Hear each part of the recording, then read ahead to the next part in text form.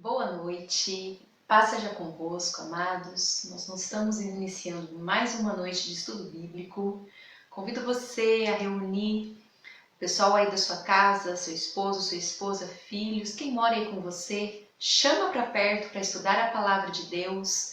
Pega aí o seu material, pega a sua Bíblia, caderno, caneta, pega aí o seu livrinho do Pentateuco. Nós estamos estudando esse livrinho aqui, que é o Pentateuco, os 5 primeiros livros da Bíblia. Para quem não assistiu ainda uma das nossas aulas, você é bem-vindo. Mas se você não tem esse material aqui, não tem problema, você pode e consegue estudar mesmo sem ele, amém? Convido você então a fazer uma oração para nós iniciarmos a lição de número 7, aliás, dar continuidade dela, amém? Senhor nosso Deus, nosso Pai amado, querido, nessa hora queremos invocar a Tua presença, para que o Teu Espírito Santo venha revelar coisas profundas a respeito da Tua palavra, ó Deus. Fala conosco, ministra conosco, Senhor. Fala coisas que vêm diretamente do Teu altar, que vêm diretamente do Teu coração. Que nós não venhamos ser os mesmos, mas que sejamos transformados à medida que conheçamos cada vez mais Jesus Cristo através da Tua palavra. Em nome de Jesus. Amém. Amém? Então, a semana retrasada nós estávamos estudando a lição 7, estávamos falando sobre o deserto e temos como lema aqui um lugar de tratamento. Lembra do mapa? O povo de Israel, né? O povo escolhido de Deus, foi livre, foi liberto do Egito, atravessou o Mar Vermelho e a partir de então passou a viver, passou a transitar em todo o deserto da Península de Sinai, certo? Então hoje nós vamos falar sobre essa travessia do deserto. Após a travessia do Mar Vermelho, o povo de Deus começa a travessia no deserto, antes de chegar em Canaã. E era para ser uma viagem curta, era para ser uma viagem de aproximadamente 7 dias. Mas uma viagem de 7 dias demorou 40 anos para acontecer, para que até então, eles pudessem entrar em Canaã, né? Nós vamos ver o porquê. E hoje nós vamos estudar alguns pontos geográficos. A gente já estudou alguns pontos geográficos a semana retrasada, até a descida do Sinai. Então, voltando aqui no nosso mapa, que é importante a gente estudar pelo mapa, os pontos geográficos que a gente vai falar os pontos em que eles passaram até chegar aqui no Monte Sinai, aqui na descida do Monte Horebe. Então a gente vai ver que eles fizeram alguns pontos e durante esses pontos geográficos, essas localidades, coisas muito importantes aconteceram que a gente precisa estudar. Certo? A gente viu semana retrasada o primeiro lugar que eles pararam, né? Procuraram e pararam foi em Mara, onde as águas, não tinha água para tomar, mas aí eles acharam as águas amargas e Deus transformou as águas amargas de Mara em águas doces, né? Ao lançar um arbusto naquela água. Vimos que depois de Mara, o próximo ponto que eles pararam foi em Elim. E lá em Elim, eles encontraram palmeiras, 7 palmeiras, 12 fontes de águas puras, potáveis para tomar. Isso significa que enquanto a gente caminha nos desertos da nossa vida, nós encontramos e passamos por muitas lutas, mas há momentos de bonanças também. Então esse foi um momento, foi um local que eles passaram e Deus ia direcionando eles para onde eles tinham que ir, para onde eles tinham que parar, acampar, ia conduzindo durante todo o tempo. através daquela nuvem, né, que durante o dia parava sobre eles para refrescar, através da coluna de fogo, que durante a noite parava também sobre eles para aquecê-los do deserto.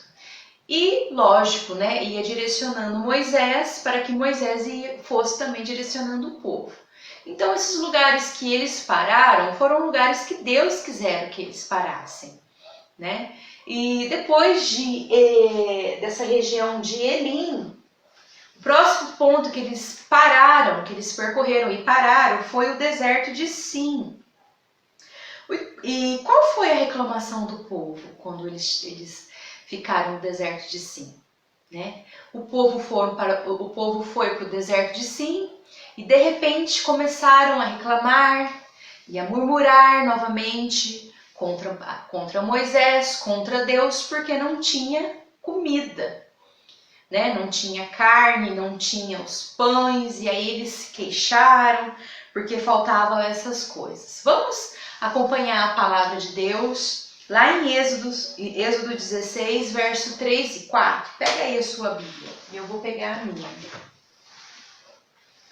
Êxodo 16. E a gente vai fazer algumas leituras para a gente acompanhar essa trajetória, essa travessia. Essa descida até o Sinai. Tudo isso está registrado no livro de Êxodo. E agora, especificamente o deserto de Sim, vamos pegar Êxodo 16, 3 e 4. Acompanhem comigo, por favor. Disseram-lhes os israelitas: quem dera a mão do Senhor nos tivesse matado no Egito. Lá nós sentávamos ao redor das panelas de carne e comíamos pão à vontade, mas vocês nos trouxeram a este deserto para fazer morrer de fome toda esta multidão. Olha só, o povo começou a reclamar, o povo começou a murmurar, o povo estava insatisfeito. Não bastou todo o milagre que Deus estava fazendo, coisas grandiosas que Deus estava fazendo a eles, e eles, diante da próxima dificuldade, murmurou mais uma vez.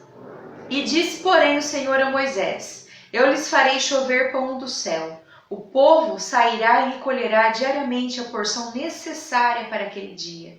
Com isso, os porei à prova, para ver se alguém ou não, se seguem ou não as minhas instruções. Então foi nesse local, lá no deserto de Sim, que Deus começa a enviar pela primeira vez ao povo de Israel o pão do céu. O que era aquele pão do céu? Ele era chamado de maná. E ele era como um orvalho que caía todas as manhãs sobre o lugar onde eles estavam. E aquele orvalho em formato de flocos, ele podia ser colhido e aí podia fazer massas, podia assar pães, podia fazer bolos. Esse era o maná. E no maná tinha todo quanto é tipo de nutrientes. Tudo que eles precisavam para sobreviver, para ter uma saúde, para serem saudáveis. Esse maná tinha nutrientes como proteína, gorduras, carboidratos, sais minerais, todo quanto é tipo de minério. Era algo muito nutritivo e muito completo para alimentar aquela população. Durante todo o trajeto, toda a travessia no deserto, o maná caiu do céu para alimentar aquele povo. Então, lá no deserto de Sim foi o local onde eles pararam, eles reclamaram, queixaram-se contra Deus. E Deus enviou o maná. A partir de então, todas as manhãs eles recolhiam maná. Só que eles queriam carne também, assim como eles tinham carne lá no Egito. E vocês imaginam como que foi o sentimento de Deus ao ver aquela reclamação. Ao saber que aquele povo estava sendo atordoado no deserto. E eles começaram a se queixar falando que preferiam o deserto por conta de comida, por conta de satisfação carnal.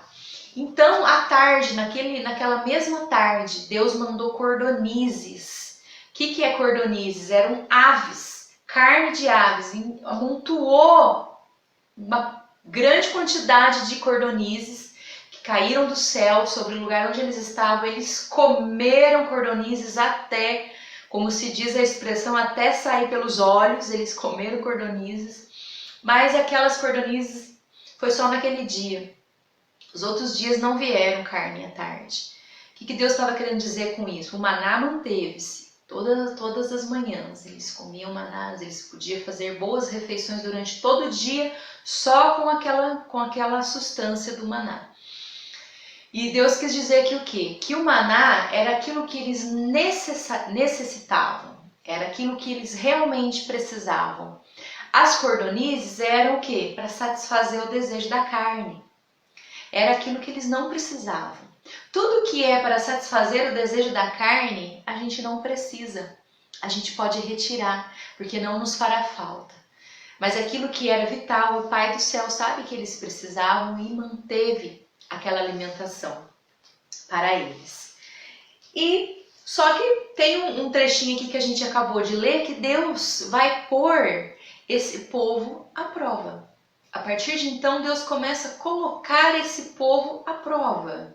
Como que foi essa prova que Deus passou a aplicar em Israel? Vamos acompanhar lá em Êxodo 16, só dar continuidade aí onde você está. Fica com a Bíblia aberta em Êxodo 16, a gente vai percorrer alguns pontos aqui da Bíblia para que a gente possa entender a nossa lição de hoje.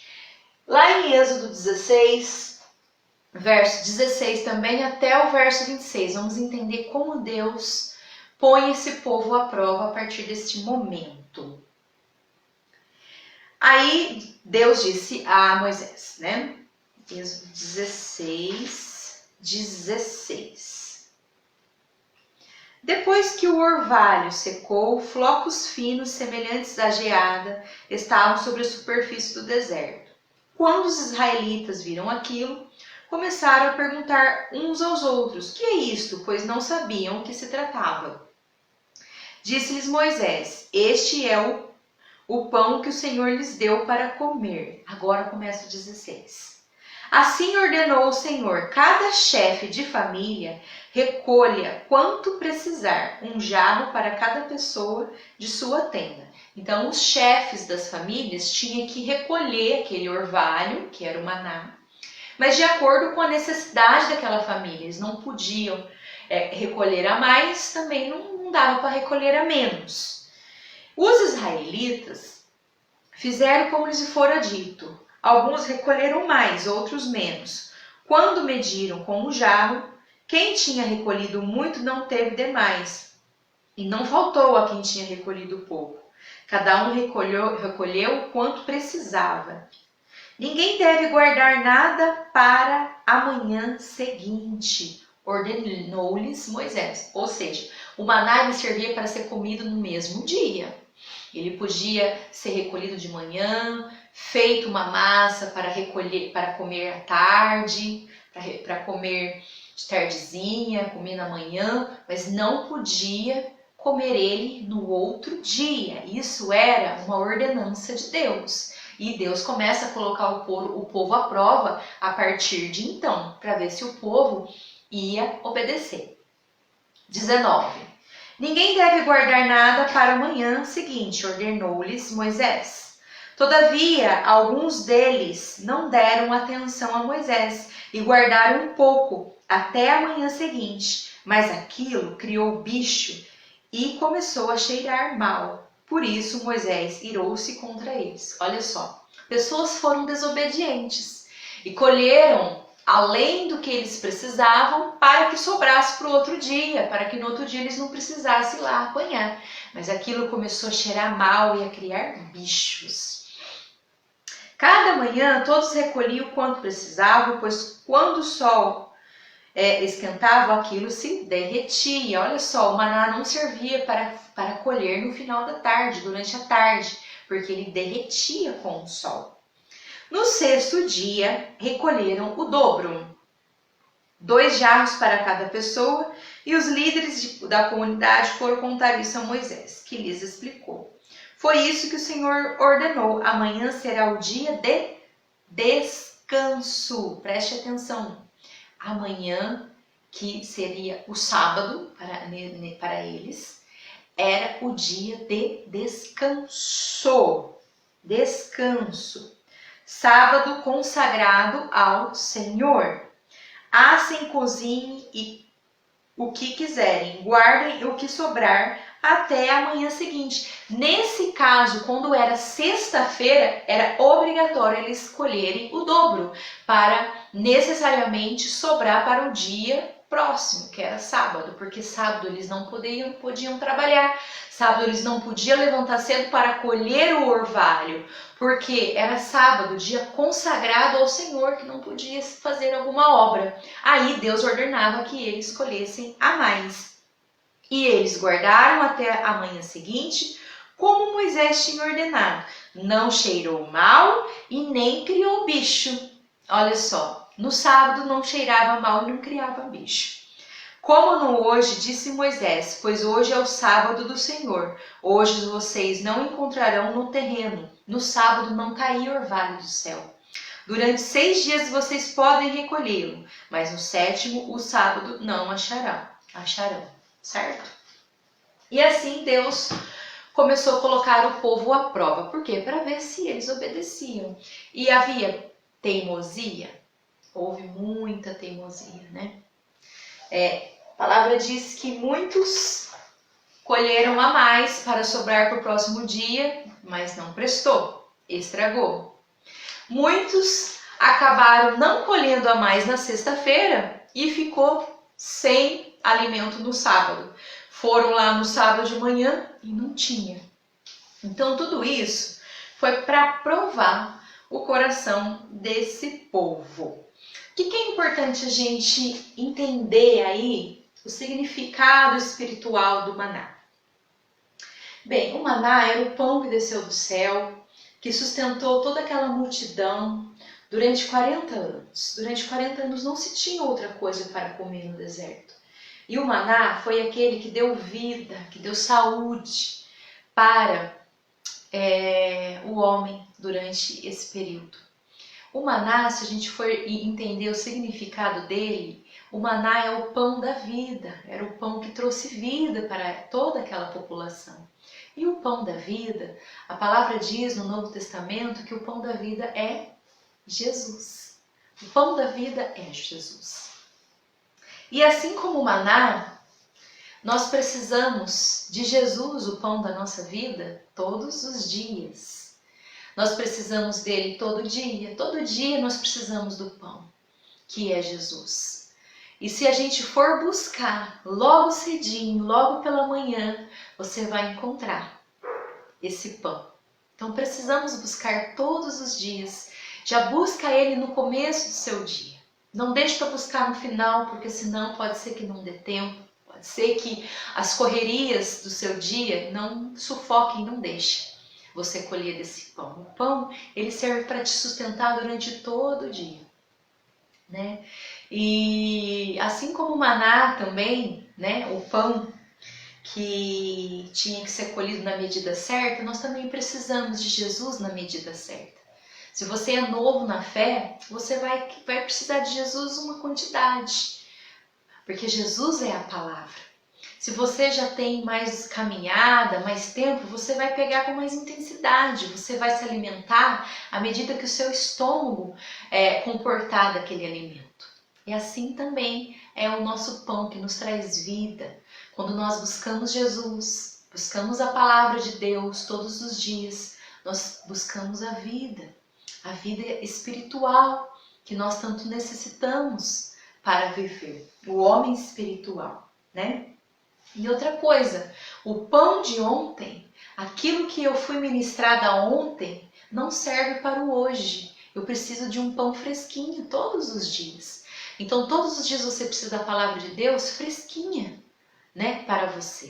Não espere o pastor dar para você esse pão. Não espere você ser alimentado somente quando você vai no culto, somente quando você ouve uma live, ou quando você procura alguma coisa pela internet. Busque você mesmo. Busque todas as manhãs você mesmo. Porque o pão que o pastor vai dar é maravilhoso. mas foi algo que Deus deu para ele. Mas Deus tem algo específico para você, na sua medida. Se você buscar, você vai encontrar. Todas as manhãs. Para que o seu homem espiritual seja alimentado e ele cresça com sabedoria. Cada dia mais. Vamos abrir lá no Evangelho de João, capítulo 6, verso 32. Evangelho de João, pega a sua Bíblia, Evangelho de João, capítulo 6, verso 32.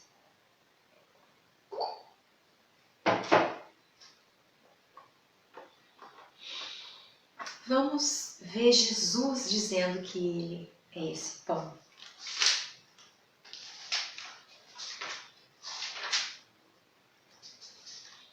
Veja bem, logo depois da multiplicação dos pães.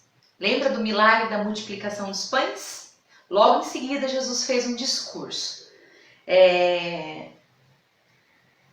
Lá no verso 28 do capítulo 6, Jesus fala, perguntaram para Jesus então, instigando Jesus, o que precisamos fazer para realizar as obras que Deus requer?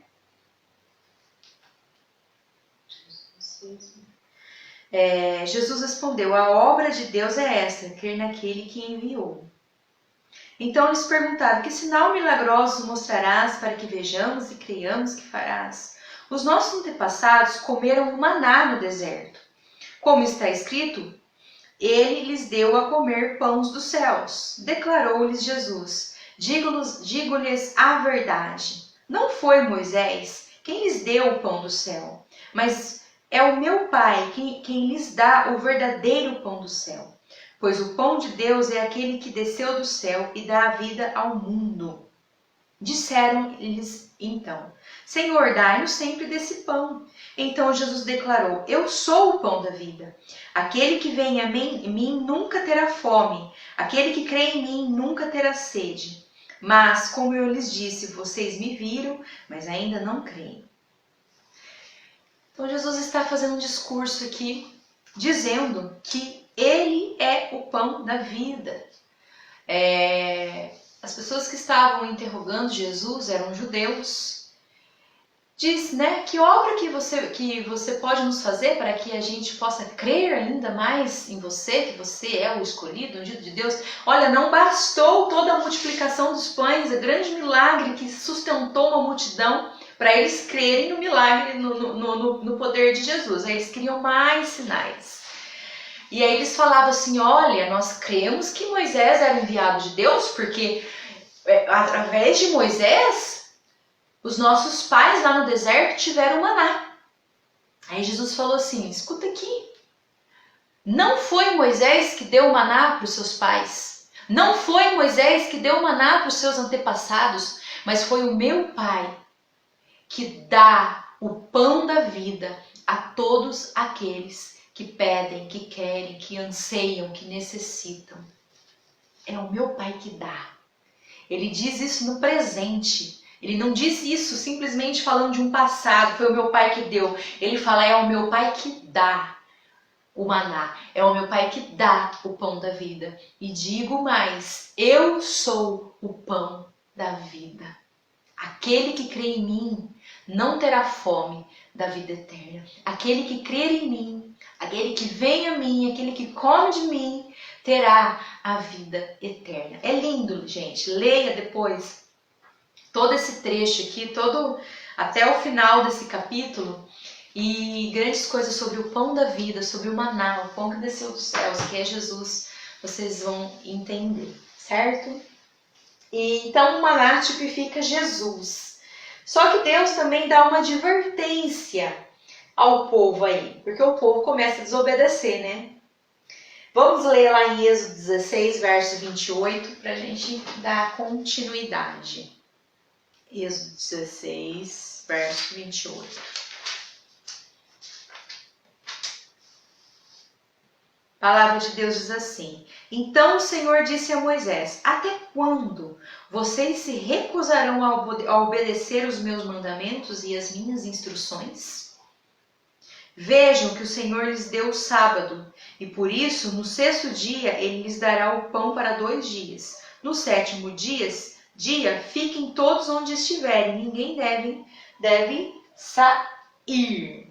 Então o povo descansou no sétimo dia. Deus estava dando uma advertência aqui para o povo.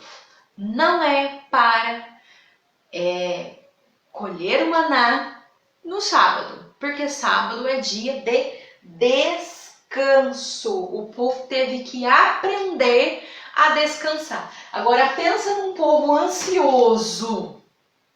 Pensa no povo que não sabia esperar. Pensa no povo que gostava de murmurar, de reclamar da vida. Pensa no povo que queria fazer as coisas conforme aquilo que dava na cabeça deles. Esse povo não conseguia descansar. Esse povo não conseguia entrar no descanso.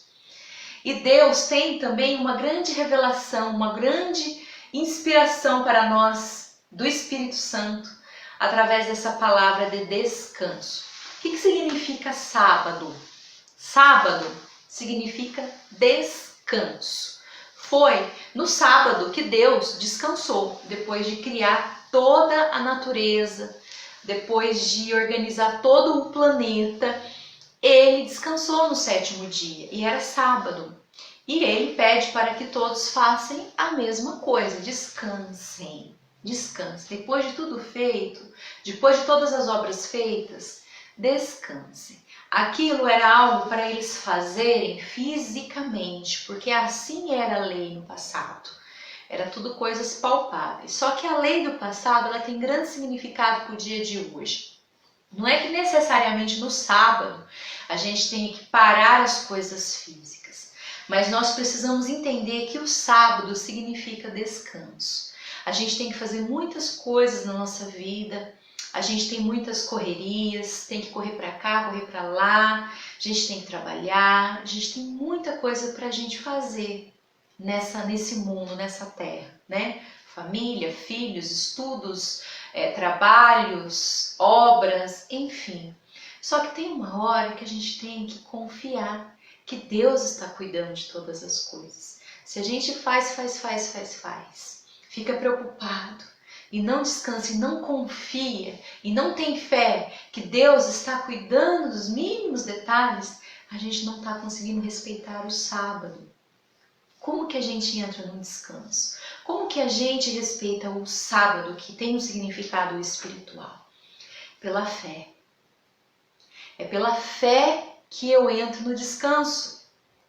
Porque é crendo que Deus está tomando conta de todas as questões da minha vida que eu vou descansar a minha alma. A minha alma não ficará mais agitada, porque eu entreguei todas as coisas na mão de Deus. Só que quando eu quero fazer, Deus tira a mão.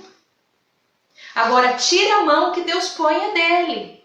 Isso é descanso. Isso é entrar no descanso. Esse é o significado espiritual para o dia de hoje. Aquele povo não entrava no descanso.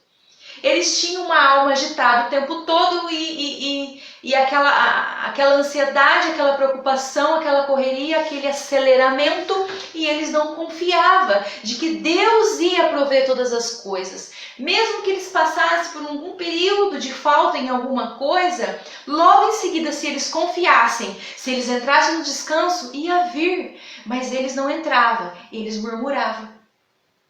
Como que a gente sabe se a gente está entrando ou não no descanso? Em vez da gente orar, a gente murmura. Então você não está entrando no descanso, porque se você orar, você descansa, você entrega na mão de Deus. Agora, eu não busco, mas eu reclamo, eu me agito, eu tento fazer as coisas do meu jeito, eu não entro no descanso. Esse é o significado do sábado. Vamos abrir a palavra de Deus lá em Hebreus, capítulo 4, verso 1, o Novo Testamento inteirinho, ele traz revelações profundas de coisas físicas que aconteciam no Antigo Testamento. O livro de Hebreus é tremendo, gente. Hebreus 4, 11.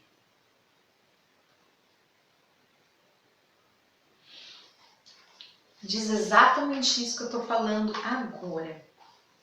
Olha só o que a palavra de Deus diz. Guarde bem isso no seu coração. Pratique isso que a palavra diz. Veja bem. Hebreus 4, verso 11. Portanto, esforcemo-nos para entrar nesse descanso, para que ninguém venha cair, seguindo aquele exemplo de desobediência. Olha só, o descanso é algo que a gente precisa se esforçar para conseguir entrar. Parece uma coisa que não tem sentido, porque se eu vou descansar, como que eu vou me esforçar? Né? Geralmente descanso é algo que eu não preciso me esforçar, mas não. A natureza humana, ela não consegue descansar. Ela quer fazer. A natureza humana, você precisa se esforçar para descansar. Você tem que se esforçar para entregar aquilo que você não está dando conta nas mãos de Deus. Aí você consegue entrar no descanso. E aí a palavra de Deus fala aqui, ó, se você não entrar no descanso, você vai acabar seguindo o mesmo exemplo de desobediência dos seus antepassados. O apóstolo Paulo diz, o que é o modelo de desobediência? Abre aí a palavra, vira um pouco antes a sua Bíblia, vai lá no verso 3. E olha aqui, ó, a advertência contra a incredulidade. Incredulidade é falta de descanso, é falta de confiança, é falta de fé em Deus. Olha o que diz, hoje se vocês ouvirem a sua voz, não endureça o coração, como na rebelião, durante o tempo da provação no deserto, onde os seus antepassados me tentaram, pondo-me à prova, apesar de durante 40 anos terem visto o que eu fiz. Deus está querendo dizer aqui, olha, não faça como eles fizeram no passado. Eles não acreditavam. Eles não punham a confiança em mim. Por mais que eu fizesse para eles, eles não acreditavam. Então esse povo não entrou no descanso. Tanto que o maior descanso da alma deles era conseguir entrar na Canaã. E eles não conseguiram entrar. Eles morreram antes. Porque eles não tinham propensão a entrar em descanso. A confiar que Deus ia fazer todas as coisas.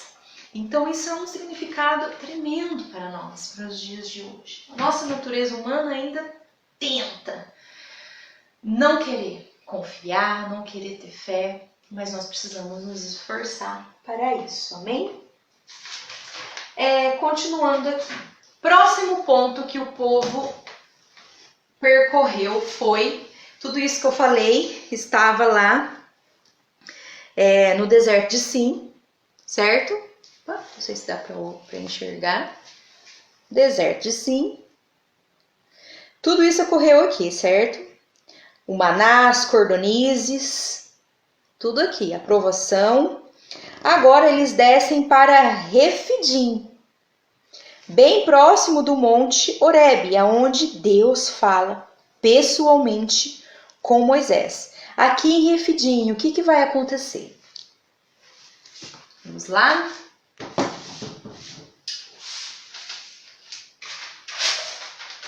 Vamos abrir a palavra em Êxodo 17, verso 1 e 3. Continua aí com a sua Bíblia aberta. Êxodo 17, verso 1 e 3. Toda a comunidade de Israel partiu do deserto de Sim, andando de um lugar para outro, conforme a ordem do Senhor. Acamparam em Refidim, mas lá não havia água para beber. Por essa razão, o que eles fizeram? Queixaram-se a Moisés e exigiram: dei-nos água para beber. E ele respondeu: por que se queixam a mim? Por que colocam o Senhor à prova? Mas o povo estava sedento e reclamou a Moisés: por que você nos tirou do Egito? Foi para matar de sede a nós, os nossos filhos e os nossos rebanhos? Então, gente, era isso. Toda vez que o negócio apertava um pouquinho, eles não tinham fé, eles não entravam no descanso, e eles reclamavam, eles murmuravam, pressionavam Moisés, né? reclamava para Moisés, mas Moisés logo disse, olha, não é contra mim que vocês estão reclamando, vocês estão reclamando contra Deus. É diretamente contra Deus a reclamação de vocês. Enfim, Moisés orou, Deus falou com ele, Deus ordenou para ele pegar a vara, o qual aquela vara tinha muita autoridade quando ele pegava na mão, e aquela vara ele tinha que bater na rocha lá de Horebe, do Monte Horebe. E no momento em que ele bateu naquela rocha, água viva começou a brotar da rocha, água potável, água cristalina, que alimentou a sede daquele povo, que alimentou os rebanhos, alimentou os filhos, as filhas, alimentou não, hidratou, né? Todo aquele que estava sedento. Ai, que coisa mais maravilhosa, a água que brotou da rocha. Um grande milagre de Deus para aquele povo. Foi lá em Refidim que aconteceu isso, foi nesse ponto. E por conta disso, aquele lugar levou o nome de Massá, em algumas versões Meribá, que significa ali os israelitas reclamaram e puseram Deus à prova. Então, Massá significa isso. Os israelitas reclamaram e puseram Deus à prova. Gente, pode-se pôr Deus à prova? A gente ouve, né? Muitas vezes não pode pôr Deus à prova, né? A única prova que podemos fazer de Deus é através do dízimo, se precisar, mas não precisa também. Não podemos. Aonde está escrito? Qual que é o mandamento que fala que não podemos pôr Deus à prova? Lá em Deuteronômio, capítulo 6, verso 16, vamos pegar aí para ver rapidinho. Deuteronômio 6,16, um pouquinho mais para frente.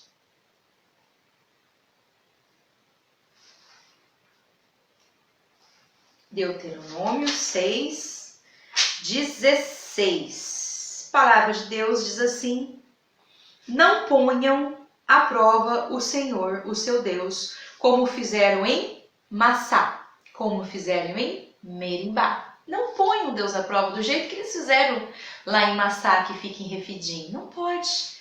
Por que não pode? Veja bem, eu vou explicar que quando a gente põe Deus à prova, nós estamos pecando. E um exemplo muito comum é o exemplo de Jesus, quando ele foi tentado.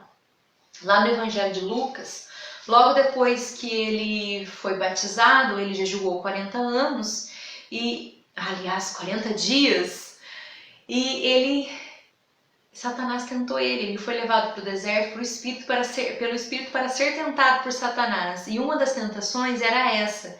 Satanás levou ele para um lugar bem alto, para o pináculo de um templo, um lugar bem alto, e diz: lance-se daqui, se jogue lá embaixo.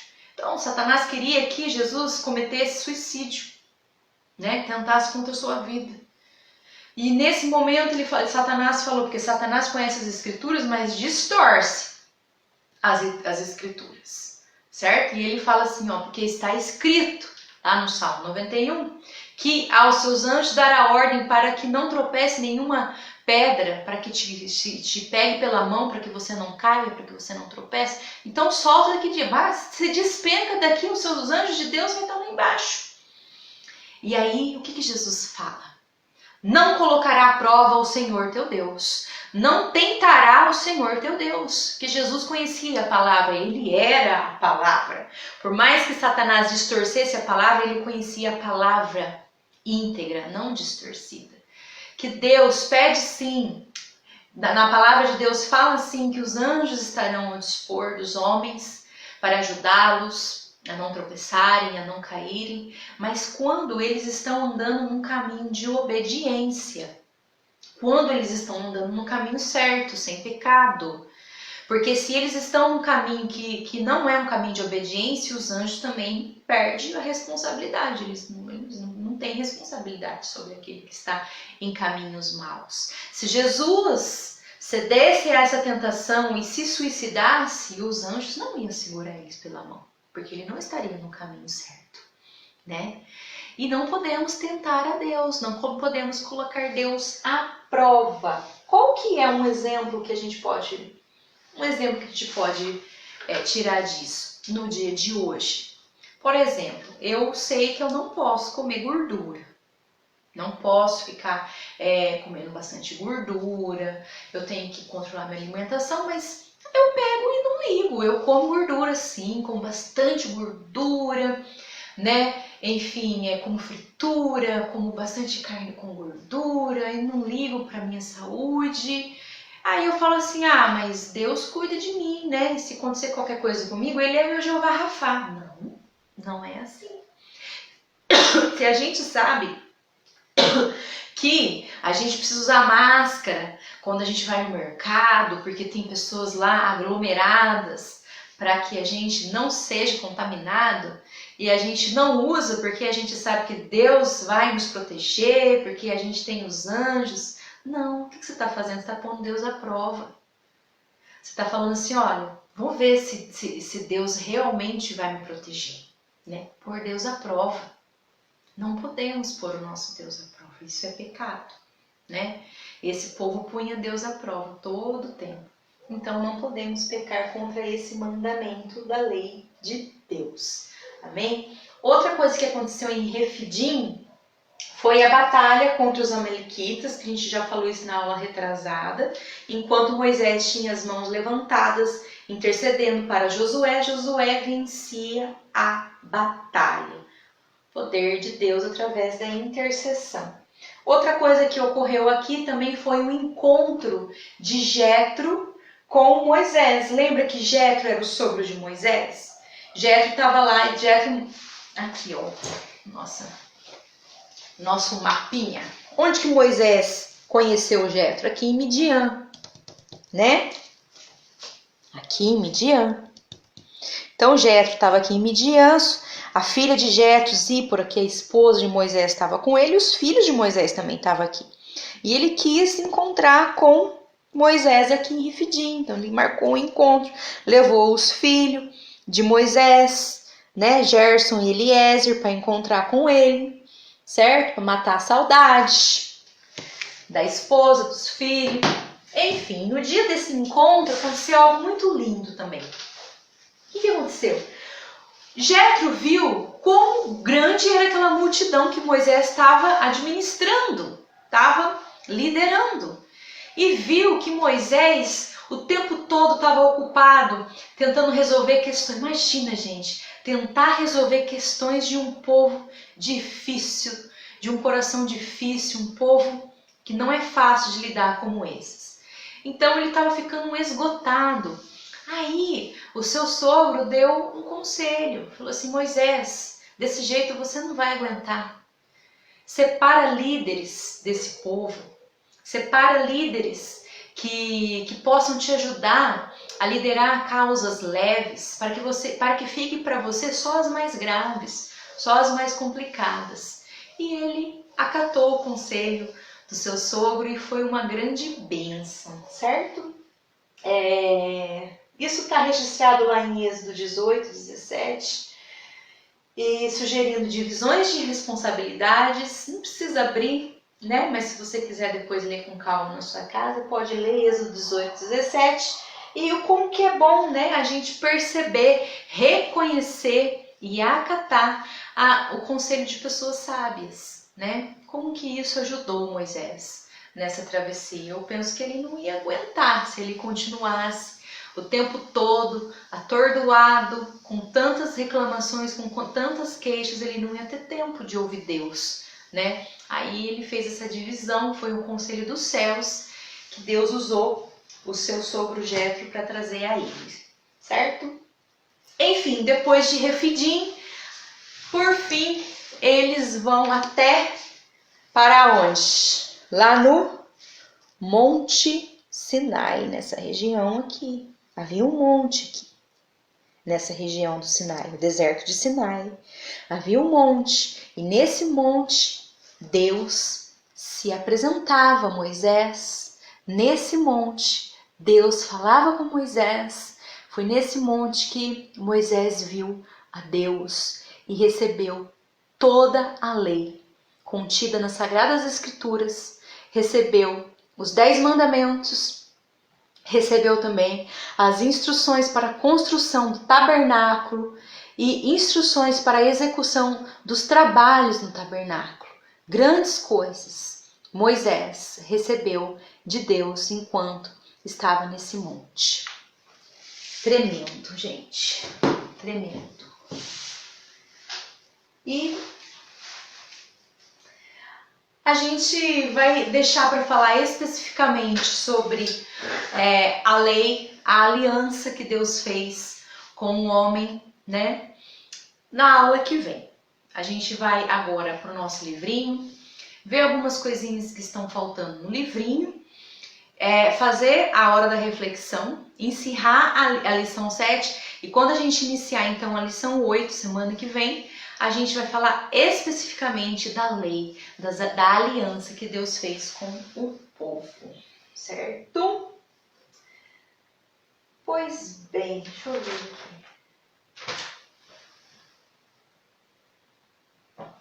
Vamos abrir a palavra em Êxodo 19, verso 1 e 6.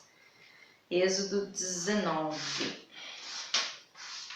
Verso 1 e 6. No dia em que se completaram 3 meses que os israelitas haviam saído do Egito, chegaram ao deserto de Sinai, Depois de saírem de Refidim, entraram no deserto de Sinai e Israel acampou ali diante do monte. Logo Moisés subiu o monte para encontrar-se com Deus, e o Senhor o chamou do monte, dizendo: Diga o seguinte aos descendentes de Jacó e declare aos israelitas: Vocês viram o que fiz ao Egito, e como os transportei sobre asas de águia e os trouxe para junto de mim.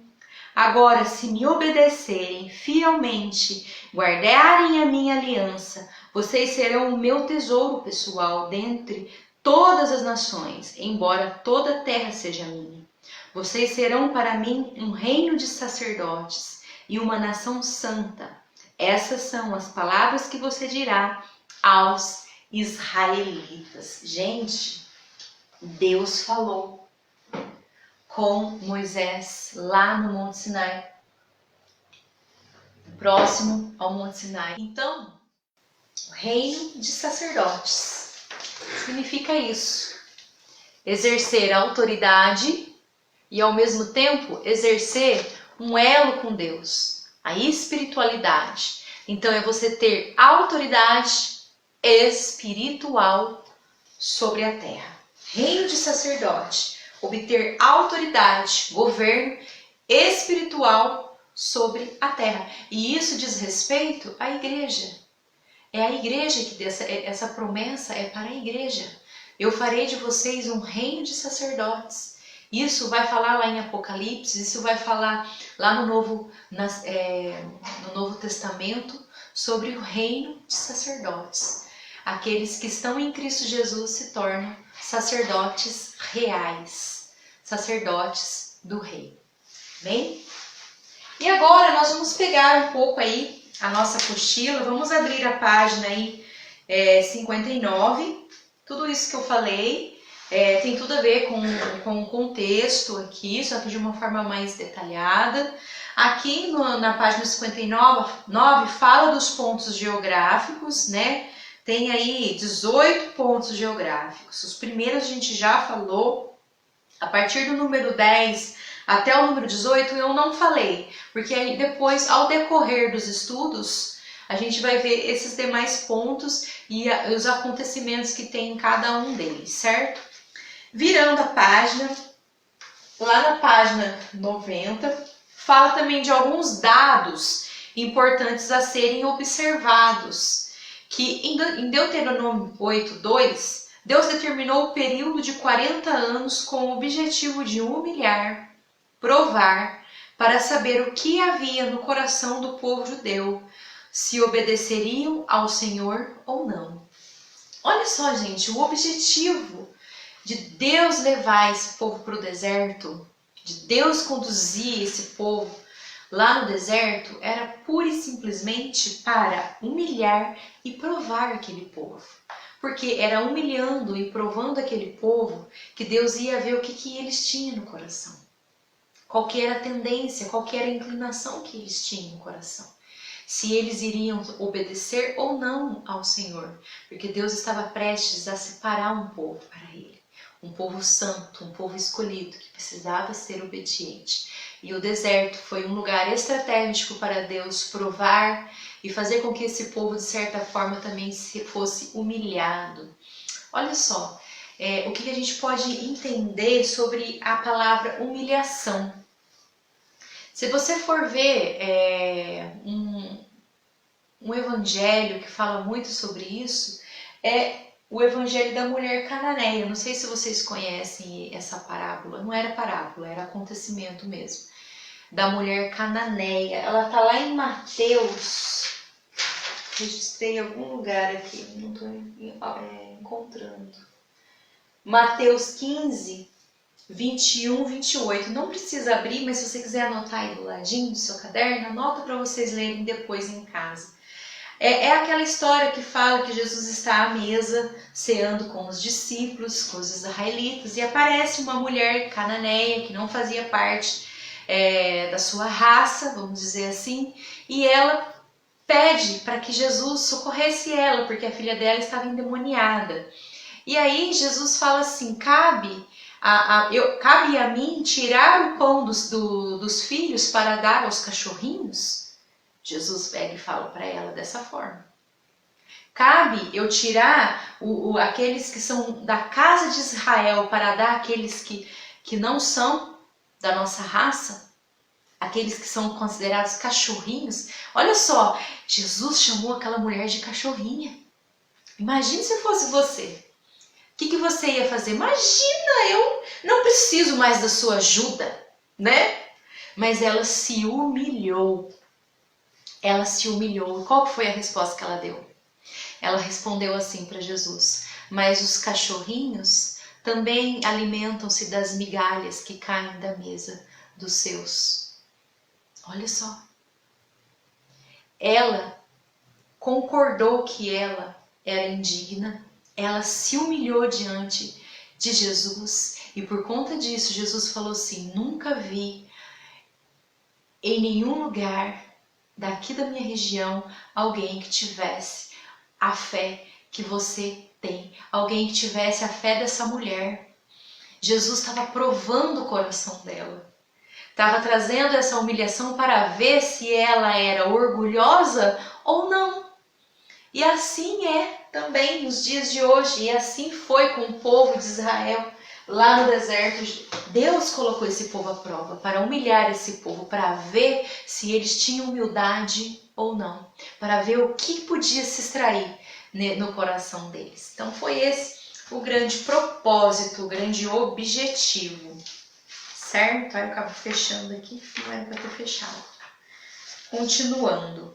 E existem alguns fatos e alguns dados importantes para serem considerados quanto à partida do Egito, certo? Foi aproximadamente entre 1440 a 1400 anos antes de Cristo.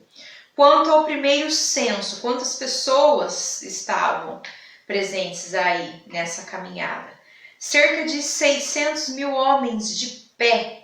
Isto é, homens de guerra acima de 21 anos. Ou seja, os idosos não contaram, as mulheres e as crianças também não contaram. Ou seja, um número bem maior do que 600 mil homens, né? Outra coisa, quanto à índole do povo. Bem, ele era um povo duvidoso, né? Um povo incrédulo, eles não tinham certeza daquilo que eles acreditavam. Então eles tinham dúvida quanto ao caminho que eles tinham que percorrer, vira e mexe eles estavam achando que eles tinham que voltar para o Egito, vira e mexe eles achavam que o lugar melhor de se estar era o Egito, ou seja, dúvida quanto ao caminho. Um povo duvidoso quanto à comida, vira e mexe eles achavam que o maná não era suficiente, reclamavam que queriam comida do passado.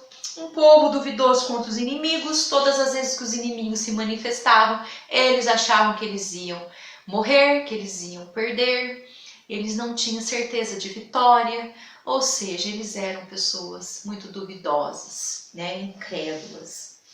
E quanto à multidão? Uma coisa interessante que a gente precisa saber também, que quando eles foram libertos do cativeiro, né, lá da escravidão do Egito, pessoas de outras raças estrangeiras também vieram com eles, quiseram acompanhar, né? Então, vira e mexe também, o que acontecia?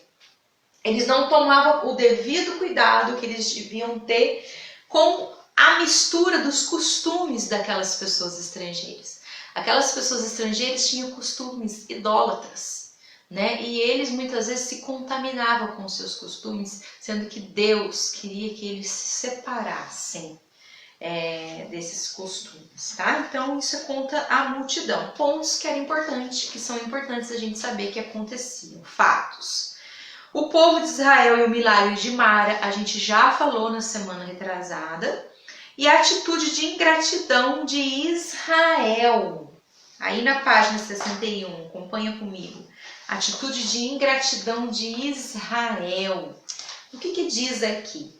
Diz que esse povo é um povo que durante todo o tempo murmurava, durante todo o tempo queixava-se contra Deus, era um povo ingrato. Embora o deserto não seja um lugar bom, não seja um lugar confortável de se estar, e não era mesmo, o Senhor usou daquela jornada, né, como um processo de disciplina daquele povo, um processo de disciplina e de esquecimento dos costumes egípcios. Se Deus tirasse aquele povo do jeito que ele estava lá do Egito e já levasse para Canaã, não ia dar certo. Eles iam vir com toda aquela bagagem espiritual, de costumes, com todo aquele pensamento negativo, aquela autoimagem negativa, aquela incredulidade. E não ia dar certo. Não ia ter como viver a Canaã, os sonhos de Deus, naquele lugar com o coração assim, tão obstinado. Então foi uma forma de disciplinar esse povo e também de fazer com que ele esquecesse os costumes egípcios. Mas o povo foi o tempo todo ingrato.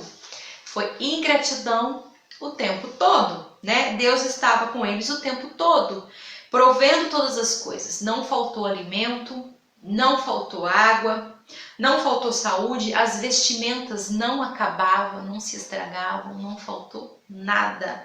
O Deus que supriu Israel durante todo o tempo é o mesmo Deus que supre e que suprirá os seus filhos, os seus servos, também hoje e amanhã, porque Ele é um Deus, é o mesmo ontem, hoje e será eternamente. Então, essa foi a atitude de ingratidão, né, de Israel durante todo o tempo. E virando a página aí, na página 62, para concluir, eu vou ler com vocês que a grande multidão que estava no deserto estava sendo conduzida pelo autor da vida. Deus estava ensinando o seu povo a viver na obediência de sua palavra. Assim, o cristão deve aprender que deserto é o lugar onde Deus ensina os seus servos. O lugar de deserto é um lugar de tratamento. É um lugar onde a gente aprende diante de dificuldades, diante de sofrimentos. É um lugar onde a gente realmente é muito transformado, muito ensinado. Precisamos passar pelos desertos de nossas vidas. Amém? E agora nós vamos para a nossa hora de reflexão. Eu vou falar aqui as três questões. Vou dar uns minutinhos para que você possa responder.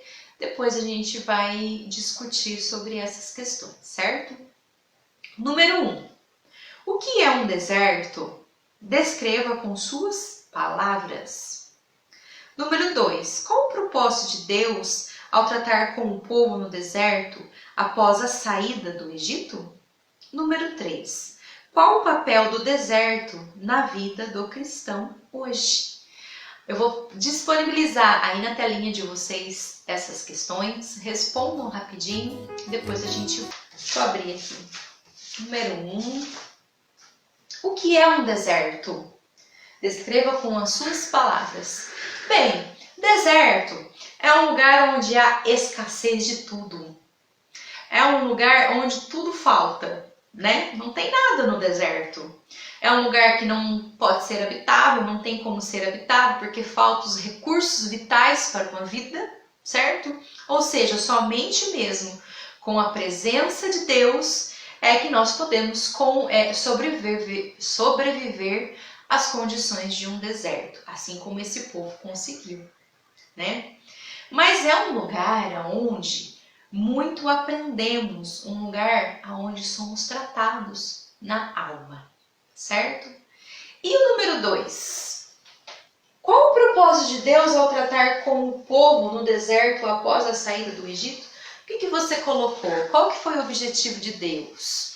Qual que foi o propósito de Deus? Por que Deus levou o povo ao deserto? O que você colocou aí? Bem, Deus levou o povo, conduziu o povo ao deserto para humilhar e provar aquele povo, para saber o que havia no coração daquele povo, se eles obedeciam ou não obedeciam a Deus. Deus precisou conduzir esse povo ao deserto para disciplinar aquele povo e para fazer com que eles esquecessem de todos os costumes egípcios. Número 3. E qual que é o papel do deserto na sua vida? Na vida do cristão hoje?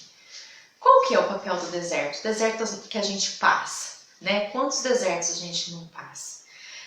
Situações em que falta coisas, situações difíceis. Bem, lugar de deserto é lugar onde nós somos ensinados, onde nós somos tratados, onde nós aprendemos muito e somos transformados. Então essa é as respostas. Se você colocou de uma forma diferente, você pode compartilhar também. Pode compartilhar aí nas mensagens. Enfim, se quiser mandar mensagem pelo WhatsApp também, pode mandar. Eu tenho certeza que Deus falou muito no seu coração. Amém? Então, até a semana que vem, nós continuaremos com mais uma lição, com mais um estudo bíblico. Em nome de Jesus. Amém? Até a semana que vem.